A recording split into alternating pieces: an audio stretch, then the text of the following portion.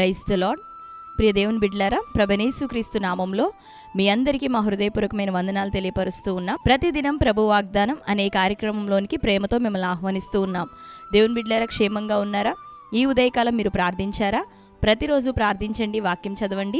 అనుదినము శ్రేష్టమైన వాగ్దానం ద్వారా ప్రభువు మనతో మాట్లాడుతూ ఉన్నారు కనుక మీరు ప్రతిరోజు వాగ్దానాన్ని వీక్షించండి. మరి మీకు తెలిసిన మీ బంధువులు, ప్రియులు అనేకులకి మీరు లైక్ చేసి వారికి షేర్ చేయండి. మరి క్రొత్తగా ఈరోజు ఇక వాగ్దాన కార్యక్రమాన్ని వీక్షిస్తున్న వారు మీలో ఎవరైనా ఉన్నట్లయితే పాస్టర్ టి రాజు అనే మన యూట్యూబ్ ఛానల్ మీరు కూడా ఇప్పుడే సబ్స్క్రైబ్ చేసుకోండి. బెల్ ఐకాన్ క్లిక్ చేయండి, ఆల్లో ఉంచండి. రెగ్యులర్గా మనకి నోటిఫికేషన్స్ వస్తూ ఉంటాయి, మీరు ఫాలో అవుతూ ఉండండి. మరి శ్రేష్టమైనటువంటి ఉదయకాలం వాగ్దానం ప్రతిరోజు అప్లోడ్ అవుతుంది. అంతేకాకుండా దేవుడు జరిగిస్తూ ఉన్నటువంటి కార్యములు, స్వస్థత, విడుదల, అద్భుతములు, గర్భఫల విషయమే, దేవుడు చేస్తున్న మేలులు, ప్రజలు సాక్షులుగా దేవుడి నామాన్ని మహింపరుస్తుండగా అటు కార్యాలన్నీ వీడియోస్లోను, షార్ట్స్లోను తరచుగా మన ఛానల్లో అప్లోడ్ చేయడం జరుగుతూ ఉంది. అనేకమైన సాక్ష్యాలు ఉంటున్నాయి. అంతేకాకుండా మరి ప్రతి ఆదివారం ఉదయం 6:30 గంటలకి మొదటి ఆదివారపు ఆరాధన లైవ్ ప్రోగ్రామ్ ఇవ్వడం జరుగుతూ ఉంది, ఫస్ట్ సర్వీస్ ని. కనుక మరి సండే వర్షిప్ ని కూడా మీరు ఫాలో అవుతూ ఉండండి. మరి ప్రార్థన అవసరాలు కోరుతున్న వారు మీ అందరి కొరకు మేము ప్రేయర్ చేస్తూ ఉన్నాం. దేవుడి నిశ్చయంగా మన ప్రార్థనలు ఆలకించి గొప్ప సమాధానం మనందరికీ దయచేయబోతున్నాడు. కనుక మరి మీరు ఇంకా ప్రార్థించండి. మీ కొరకు మేము ప్రార్థిస్తున్నాం. మా నిమిత్తం కూడా మీరు ప్రార్థించండి. దేవుడు మనందరి జీవితంలో అద్భుతమైన కార్యములు చేయును గాక. ఆమేన్. మరి ఈ ఉదయకాల సమయం దేవుడు మనకు అనుగ్రహించిన శ్రేష్టమైన వాగ్దానాన్ని చదువుకుందాం. హెబ్రీయులకు రాసిన పత్రిక 6వ అధ్యాయం 10వ వచనం. మీరు చేసిన కార్యమును మీరు పరిశుద్ధులకు ఉపచారము చేసి ఇంకనూ ఉపచారము చేయుచుండుట చేత తన నామమును బట్టి చూపిన ప్రేమను మరచుటకు దేవుడు అన్యాయస్తుడు కాడు. ఆమేన్. హల్లెలూయా.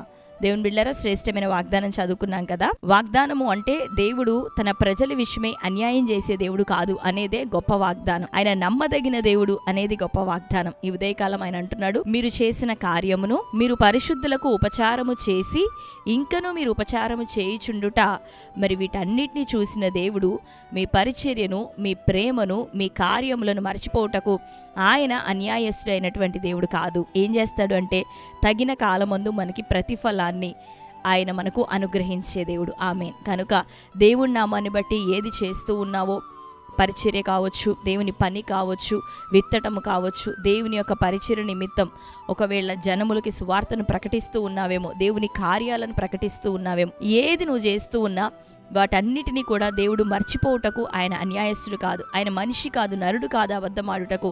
ఆయన మర్చిపోయేటటువంటి అన్యాయస్తుడు కాదు, కానీ న్యాయవంతుడు, చూస్తూ ఉన్న దేవుడు, చూస్తున్న దేవుడు, మానక ఒకానొక దినము నీకు ప్రతిఫలం ఇచ్చే దేవుడు. కనుక దేవుని విషయమే ప్రార్థిస్తూ దేవుని యొక్క రాజ్యం కట్టబడాలని, దేవుని యొక్క సంఘము స్థిరపరచబడాలని, రెండోదిగా పరిశుద్ధులకు పరిచర్య చేస్తూ సంఘంలో నువ్వు చేస్తున్నది, దేవుని కోసం లోకంలో నువ్వు చేస్తూ ఉన్నది ఆయన మర్చిపోయే దేవుడు కాదు. కనుక కృంగిపోకు. ఏ పోరాటాలను బట్టి, బలహీనతలను బట్టి, నిందలను బట్టి ఎంత మాత్రం కృంగిపోక దేవుని కోసం నువ్వు ఇంకనూ నిలబడు. నిశ్చయంగా ఆయన నీకు న్యాయం చేసే దేవుడు. హల్లెలూయా. నిశ్చయంగా ఆయన నీకు మేలు చేసే దేవుడు. నిశ్చయంగా నిన్ను ఆశీర్వదించే దేవుడు.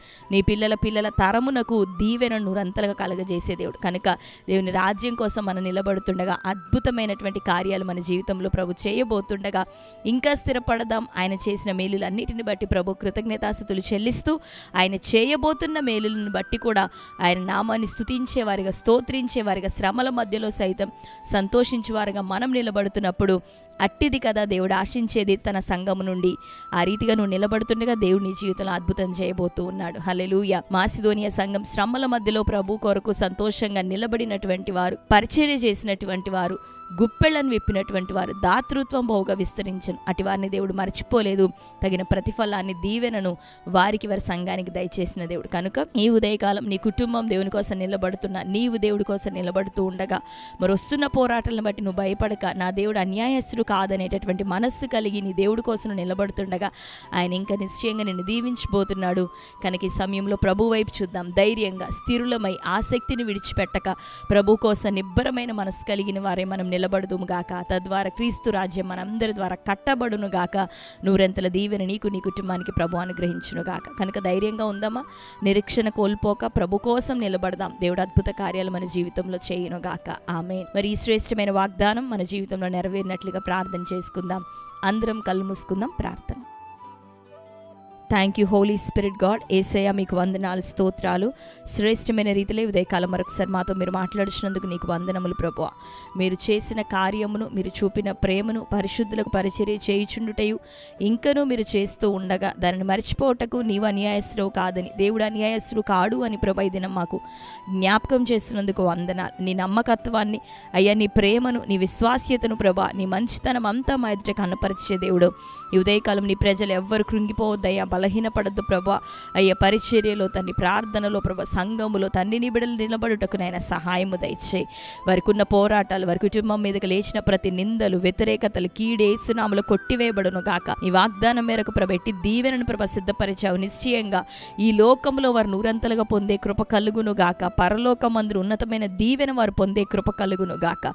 వారి బిడ్డల తరాలకు నేను నూరంతల ఆశీర్వాదమును, దీవెనను ప్రభా, సమృద్ధిని మీరు అనుగ్రహించమని ప్రార్థిస్తూ, తెలిసి తెలవకు చేసిన పొరపాట్లను దయతో క్షమించండి, నీ రక్తంతో కడగండి, మమ్మలను మరలా పరిశుద్ధపరచండి, నీ ఆత్మతో మమ్మల్ని ముద్రించండి. నూతన ఆనందం, నూతనమైన కృప ప్రభా నీ బిడ్డలందరి జీవితాల్లో కలగజేయమని ప్రార్థిస్తూ, ఈ దినం కోర్టు కేసులు, భూతగాథలు, ఫ్యామిలీ ఇష్యూస్ నైనా, వివాహం కాని స్థితి ప్రభా, గర్భఫలం లేని స్థితి నైనా, ఉద్యోగ ప్రయత్నాల్లో సఫలత లేని స్థితి ప్రతిదీ నజరేయుడైన యేసు నామములో కొట్టివేయబడును గాక.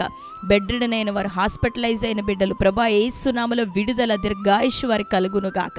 అయ్యా దీర్ఘకాలిక రోగముల నుండి విడుదల రావాలి. మరణకరమైన వ్యాధుల చేత పీడించబడుతున్న వారికి యేసు నామములో ఇప్పుడే విడుదల, స్వస్థత కలుగును గాక. ఎంతమంది ఆత్మీయంగా నిర్జీవ స్థితిలో ఉన్నారు, బలహీనపడ్డారు, నిరుత్సాహపడుతున్నారు, ప్రతి బిడ్డలు నజరేయుడైన యేసు నామములో తిరిగి జీవింపబడును గాక. ఈ వాగ్దానం వారిని మరలా బలపరచును గాక. నీ పని కొరకునైనా వారిని మరలా ప్రోత్సహించి నిలబెట్టును గాక.